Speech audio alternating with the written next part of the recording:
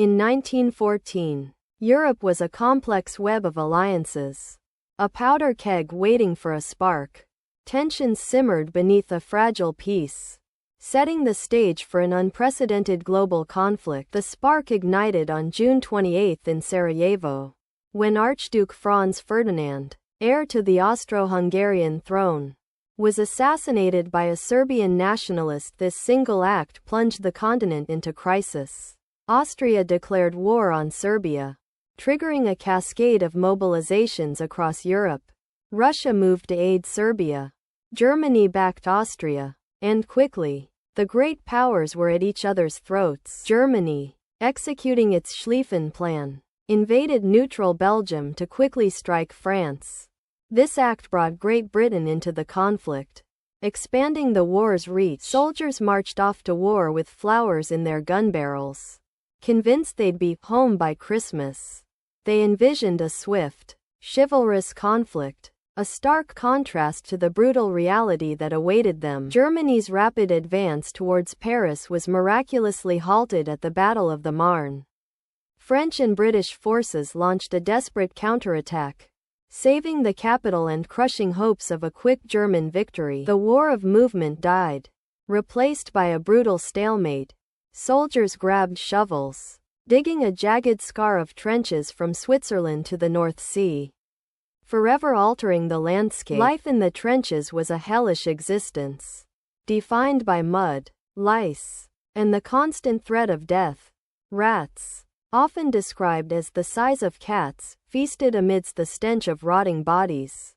Between the opposing trenches lay no man's land, a blasted lunar landscape of barbed wire and shell craters. Crossing it was a death sentence, a suicidal gamble against machine guns and artillery. In a brief, extraordinary moment of humanity on Christmas Eve 1914, soldiers on both sides laid down their arms. They sang carols and even played soccer in no man's land, a fleeting symbol of shared humanity. Generals, bewildered by the stalemate, resorted to brutal attrition. In 1916, at Verdun, Germany attempted to bleed France white in a battle lasting 10 months, resulting in 700,000 casualties. The Battle of the Somme saw British forces attempt to relieve pressure on Verdun. On the first day alone, 19,240 British soldiers were killed, mostly by machine gun fire as they slowly advanced across open ground.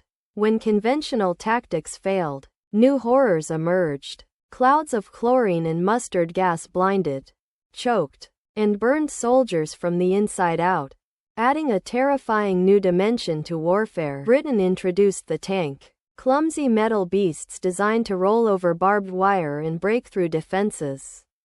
Early models were unreliable but marked a revolutionary shift in military technology. Biplanes, initially for scouting, evolved into aerial combat machines. Aces like the Red Baron fought chivalrous duels high above the mud, a stark contrast to the grim reality below. Starving and exhausted, Russia collapsed into revolution in 1917.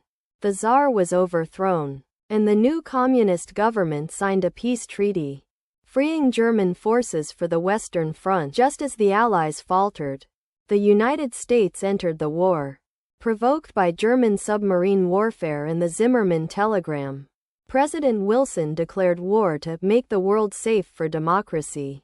Germany launched one desperate final offensive in spring 1918, reaching within 40 miles of Paris.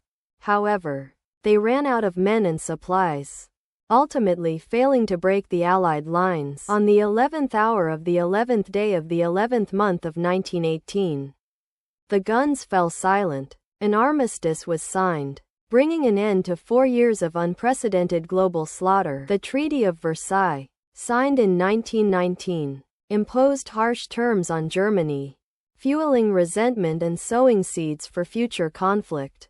4 empires shattered, but true peace remained elusive.